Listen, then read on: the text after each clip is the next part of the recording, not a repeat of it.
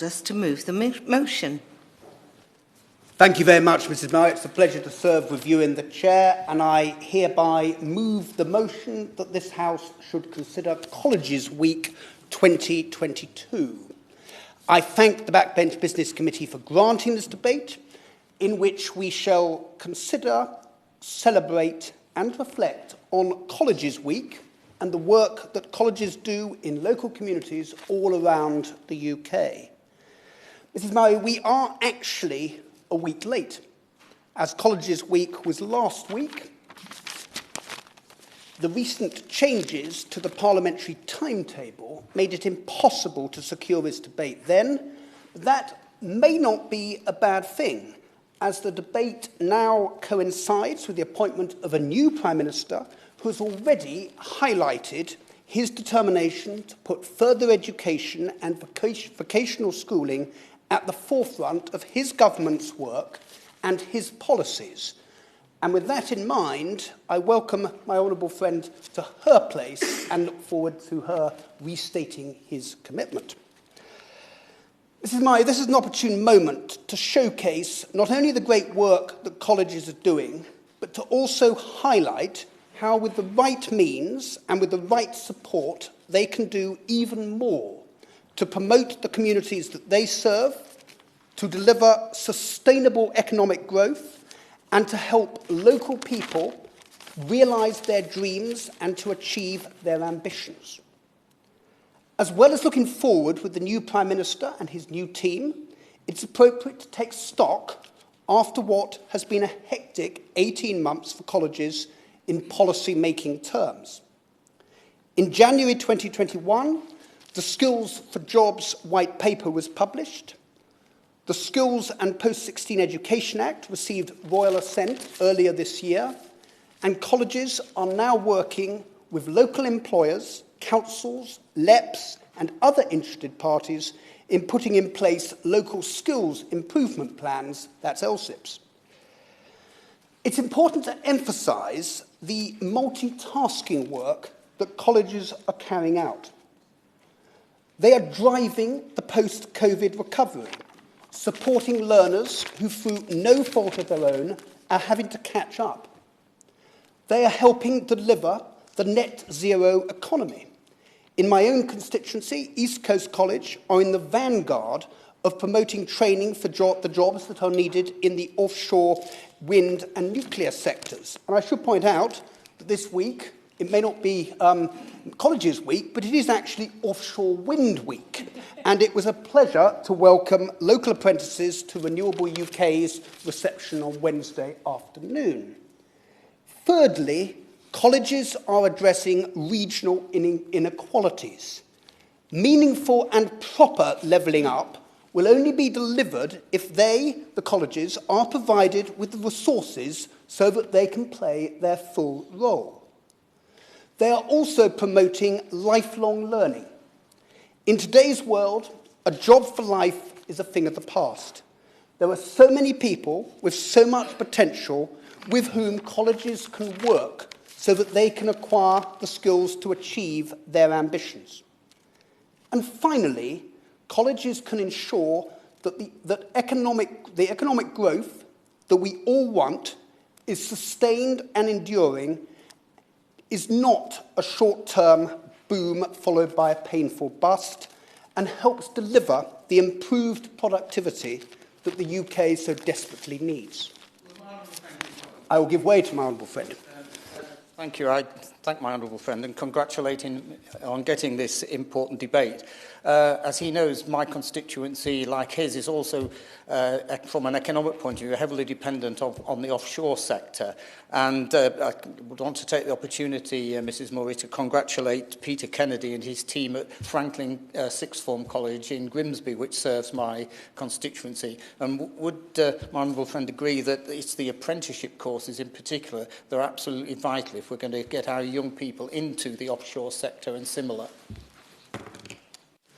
I thank my honourable friend for that intervention. I agree with him wholeheartedly. And later on in my speech, I will just highlight some of the strategic working that is required to make the most of the opportunities in the offshore energy sector that are actually emerging not only on the East Coast, but actually all around the UK as well. Mrs. Murray, I have the privilege and the honour of chairing the All-Party Parliamentary Group for Colleges and Lifelong Learning, for whom the Association of Colleges provide the Secretariat. It's appropriate for a moment to take stock of the work that colleges are doing and the impact that they are having in their own local communities. English colleges educate over 1.6 million students every year and employ approximately 103,000 full-time equivalent staff. 913,000 adults study or train in colleges. 611,000 16 to 18-year-olds study in colleges. There are 166,000 people on apprenticeship provision in colleges. The average college trains 1,000 apprentices, and 110,000 people study higher education in a college. 23% of 16 to 18-year-olds and 24% of adult students at colleges are from minority ethnic backgrounds. And 21% of students in colleges have a learning difficulty and or disability, and 46,000 college students are aged 60 and over. Mrs. Murray, I think this demonstrates that colleges are the Heineken of the UK education and training system. They reach the parts and the places that other establishments do not reach. They invariably do this to a high standard, with 91% of colleges judged good or outstanding at their most recent inspections. These colleges, they are supporting the government's ambitious plans to roll out T-levels, to increase apprenticeship delivery, to promote adult learning, and to introduce higher technical qualifications. Mrs. Murray, colleges are up for these challenges, but there are significant obstacles in the way of them playing the role that they want to, which in turn will bring so many benefits to local people and to local communities. Firstly, despite a 2021 spending review which recognised some of the long-established and funding issues that colleges face, further education funding still compares extremely unfavourably with both university and school funding. This is highlighted by the Institute of Fiscal Studies in their 2021 annual report for education, which points out that further education and sixth form colleges have seen the largest falls in per-student funding of any sector in the education system since 2010-2011. The 16 to 18 budget is rising for the 5-year period from 2020 to 2025. However, the pressures of extra catch-up hours, increased prices, and cost of living pressures are holding back progress on flagship programmes in key national skill shortage sectors. The situation is exacerbated by the dramatic energy price increases. Some colleges have long-term contracts with suppliers agreed in 2021, which means that they are not covered by the 6-month scheme. However, this means that they face the prospect of treble, quadruple, or even worse price increases next year in 2023. Mrs. Murray, it should be borne in mind that for many technical and vocational courses, there is no good alternative to in-person education at the college itself. Secondly, colleges across the country are finding it increasingly difficult to recruit and retain staff due to the widening gap between what skilled teachers can earn in industry or even in school. An Association of Colleges survey commissioned by the Financial Times showed that 85% of colleges reported staff shortages in construction courses, 78% in engineering, and 62% in IT and computing. In August, the AOC wrote to the former Prime Minister, my right honourable friend, the member for South West Norfolk, urging her to make investment in skills a central plank of her premiership. I hope that my honourable friend, the Minister, will be able to confirm that, following on from the comments this morning attributed to the new Prime Minister, that his government will make this commitment. Thirdly and finally, Mrs Murray, colleges are concerned about the speed of the government's reforms to level 3 qualifications. It is right to have the ambition of having in place a respected and well-understood set of technical qualifications across England. However, it is a worry that funding for 160 existing qualifications will be withdrawn when clear replacements are not yet in place.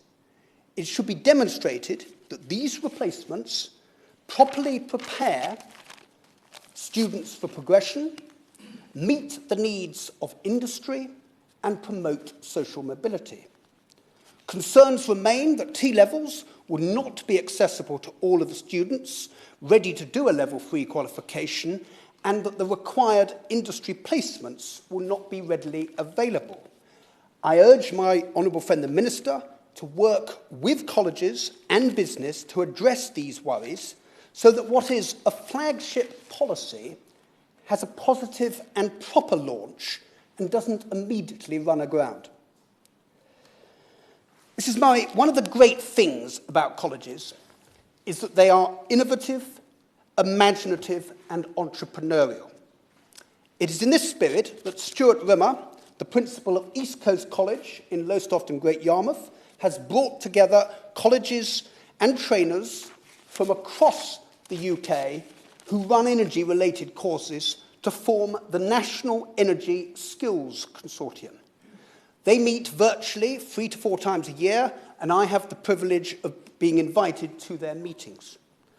Clean energy and the low-carbon economy provide an enormous opportunity for creating new and exciting, well-paid, long-term jobs, often in deprived areas where they are so badly needed.